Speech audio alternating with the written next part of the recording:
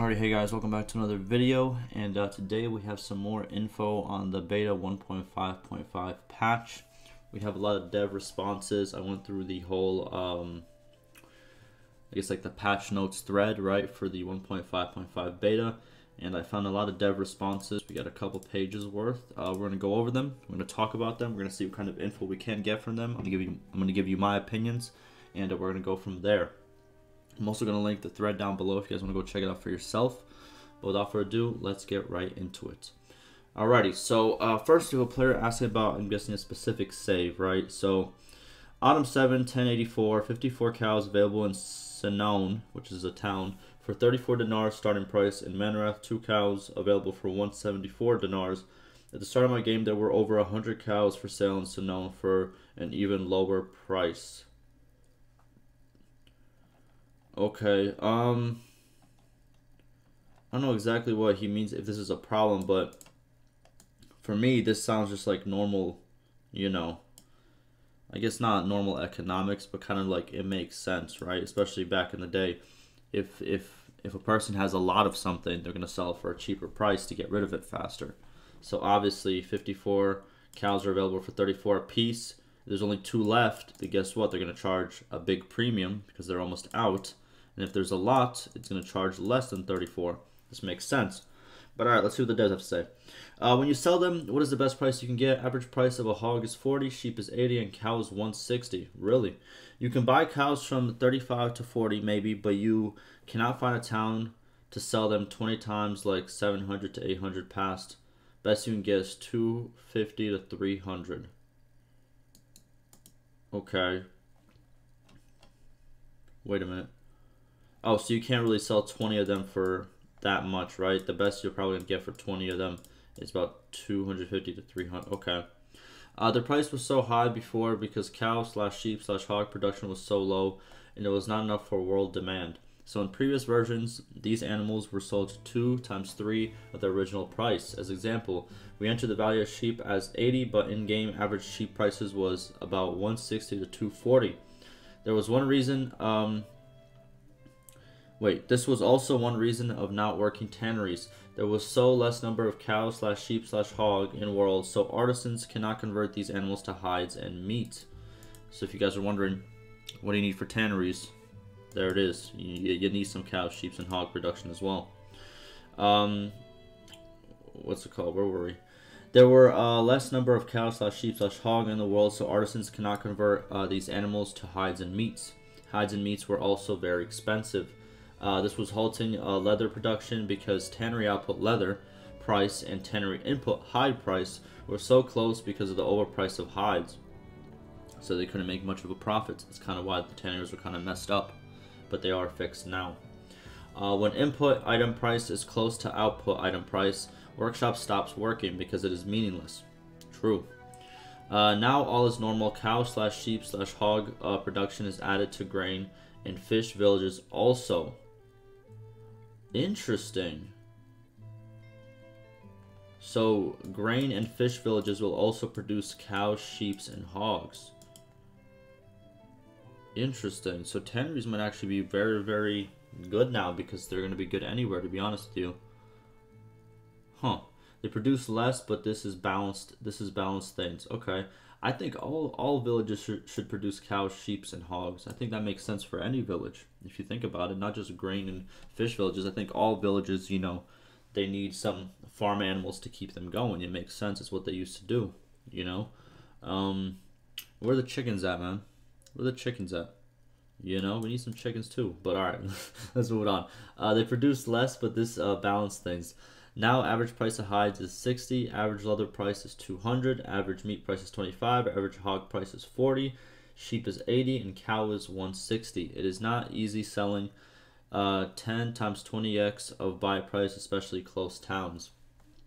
There it is, a lot of good info for you guys wondering average prices right over here. Good to see. Also, default trade penalty is now 6%. It was 8% before. As example, with 0 trade skill an item that was 100 default price, buy sell price was 92 to 108. Now it is 94 to 106.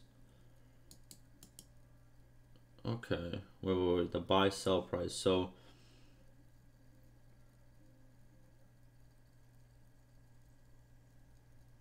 Wait a minute.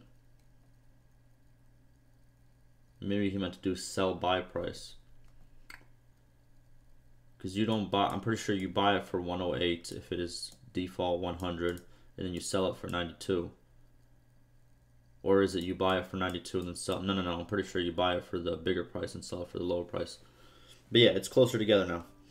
This is a new advantage for trading players. We added herd penalty increase. I did not increase that penalty, but after trader players messaged me, check code, and it seems it was a right addition. Previously, there was nearly no herd penalty, so 30-man party was able to control 100 to 200 mules, and player can have very high carrying capacity without losing speed. It was not very logical. This increase was bad news for them, but now it should give a small advantage. True, because I had a party of 200 men with, I would say, about 600 to maybe 800 mules, horses, and all them stuff combined, which in terms should made me very, very slow, but guess what? I was still very, very quick.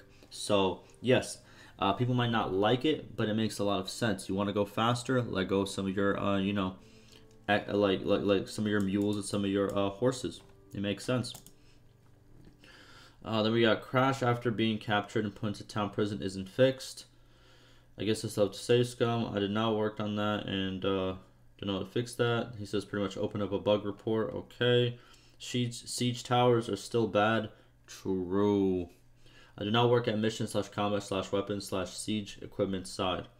Okay. But we really need to get those siege towers fixed. And here's the thing. Here's my thing. If we can't get that fixed yet, just give every single siege map just because there's two different siege towers. There's one where the troops run up it, and there's one with ladders. The one with ladders are having a big problem. I think a good temporary change. I don't care how scuffed it looks. I don't care, you know what I mean? Like, if it just doesn't look right because maybe the sizes are a bit different or they need to be edited in. But just give us the running siege tower, the one where you can just like run up the ramp for every single siege. Just give that to us. And I think that'll be such a good temporary fix until you fix the ladder situation. Because it's very frustrating in certain sieges where nobody wants to go up that ladder and then you literally are just stuck. And it's just, you know, it's not a good feeling. It's very not good, but I'm telling you, just give us those running siege towers. You know, those ramp siege towers, and then we'll be good. Okay, I have a massive problem. I cannot enter any settlement. I went to a neutral village, even left the Azrai, and I can't enter any town, castle, or village. A video posted what happened. Can also send save file. Could not read that. Okay, here it is, and the response is, it happens when player encounters do not finalize in normal ways. Probably still have one player encounter open. It will not turn normal after this happened. Go back to your last working save. It's not possible to find what caused this with your current save file. Okay, that's kind of very specific. I will check, but I assume with her penalty, it will take around 2,000 days or more to get 300 and get everything. Has a price. Wait, what? I don't know many traders that want to spend 2,000 days trading just so they can start buying fiefs. My suggestion of changing the Azrai culture bonus and give them 25% herd penalty reduction would make things easier but not overpowered. This guy doesn't work on those type of changes, the bonuses, and he has stated before that he knows that a lot of bonuses need to be changed, but he's not in charge of those changes, so, you know. I also did make a suggestion to how bonuses should look like. I made a video recently. I'm going to link that down below if you guys want to go check it out. But I had some different ideas as well. What did it say? So I'll run a test to see how long it takes for me to get everything. Has a price, which means I'll get back to you in a week or when it's done. Also, did you get the -5 quest penalty change this patch? The dev responds, if you have 50 men, you can carry 50 mule without getting herd penalty. If you're carrying 100 mule, you will get 30% herd penalty. It is not so harsh. I suggest team placing herd capacity info at inventory. It is not shown anywhere. Because he's pretty much stating, like, if you just keep it at 1 man, for each men that you have a mule, you should be good. Okay, makes sense. I wonder if it is because I was sieging and made peace. This is just the bug that other guys having. I 100% agree with you, but moving the perk to 300 has made it so where it can take up to 2,000 days or more to get to 300. Is 2,000 days to get everything? How's the price acceptable to Tailworld's devs?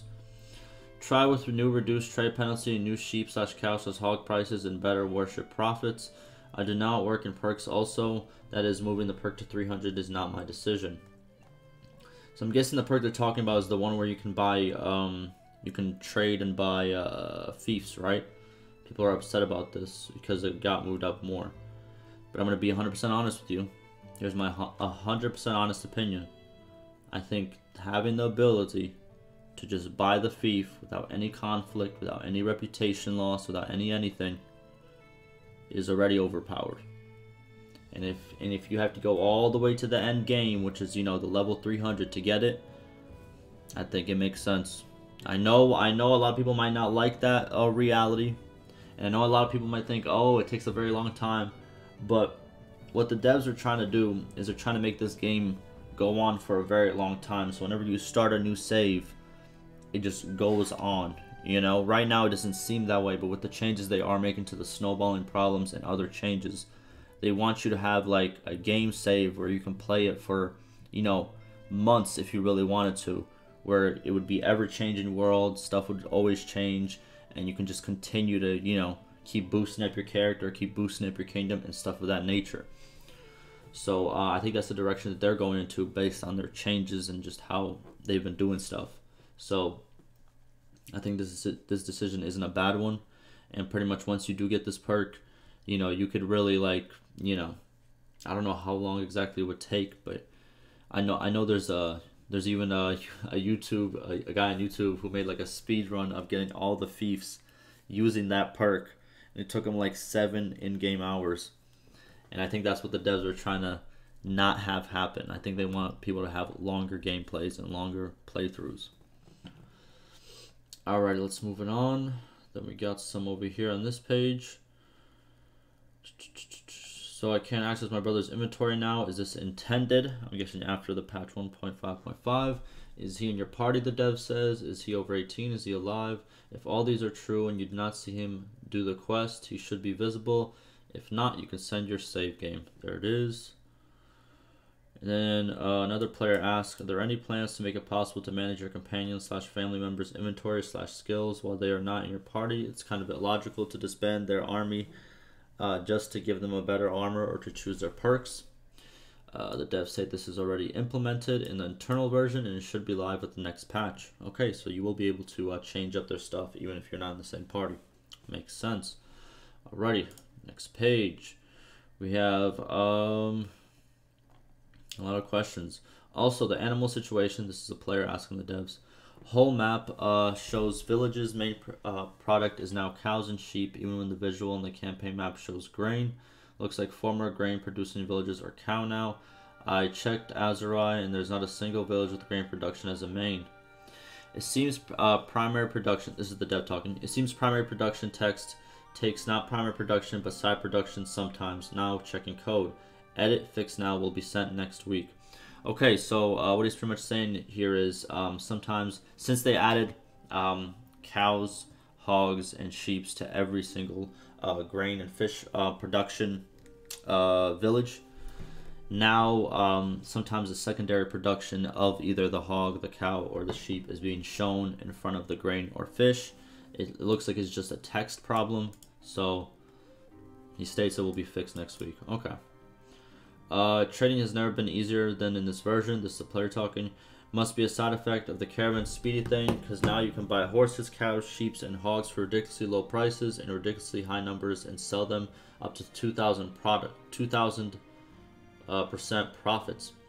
The dev responds, actually yesterday I said this is a very normal, however today I checked again and see the animals are not carried via caravans because of a bug. I am now fixing it with the 1.5.5 and 1.5.4 next week.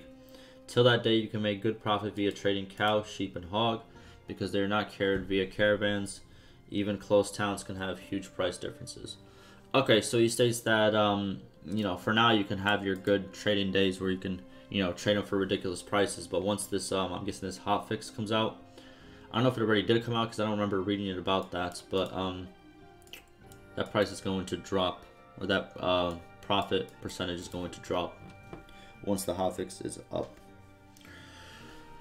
Alrighty, then we got another one. Yes, I'm getting 200 or so daily from them, which is right. I've tried other tanneries in other places, and it looks like they're okay. 200 to 250 daily, so it is maybe something related to Jacqueline. As far as I'm seeing now, Vlandian Town's workshops are okay now, and should now get more buffs. I'm getting about 1k daily from 4 workshops, which is pretty good. That is pretty good. Yes, new average of profit is 250, and it was about 100 to 150 before. You can find 400 to 600 if you make good examinations. Good. Good. I think this, yeah, good change overall. If it makes an average of 250, if it's just an average one, and you can get up to all the way to 400 to 600, it's in a good spot, in my opinion. Next page. Alright, player asking, I'm aware, but that's just too much income from a single workshop. Okay, I'm guessing the person's, where is this? Right here. Okay, so he's saying that this is too much, from a single workshop, which is 800. See, here's how I feel about it. If it's just like a couple different workshops on the map that can help you produce this, I don't think it's a bad thing, right?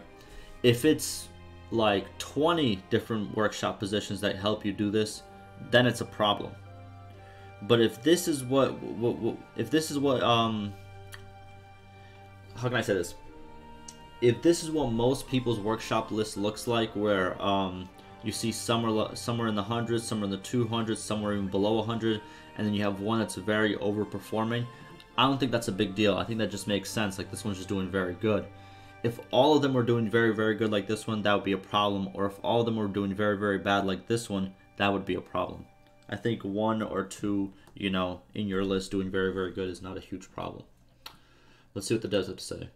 If you find any workshop making more than 500, if you can report them, I can examine and nerf a bit, especially if one type is usually more profitable than others, or if one type is always weak. I will check Tannery and Bannerlord. For example, in screenshot, it seems so profitable. Tanneries convert hides, average price is 60 into leather, average price of 200, twice a day.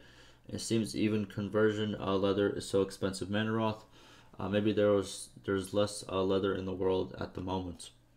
Okay, so he's saying that they're making more because there's a lot less leather at the moment in this area. Therefore, the prices went up because obviously they buy a hide at 60 and they sell it at 200. But this is if there's a good amount of leather already there. If there's less leather already there, it's going to be sold for a lot more than 200. And let's say, for example, they have a lot of hides. Therefore, they probably bought it at less as well. So, you know, that could have happened. Alright, more than 500. Okay, got you. That's the player talking. Then we have the dev. As average, I meant, of course, workshop profits change day by day. Any of the workshop profits should not be more than 500 as average. You can check its profit for 1 year to understand what is average profit. How do you check per year? I wish there was a way to actually check that. That would be kind of cool. I think that's another thing they should add to this little list, where they should be like, you know, average since the start of your workshop, what's been the average, you know, the average daily price. Not the average daily price, average daily, what do you call it? Income. I think that would be pretty cool to have here as well. Then we have a player asking, could this be connected to low prices of hogs, sheep, and cows at the moment? And then the dev replies, artisans convert sheep, cow, and hogs into hides and meat. But this conversion is only 1 time a day for each animal type, so it is not related in my opinion. Even these animals are cheap and expensive. If not so expensive, the conversion mostly happen.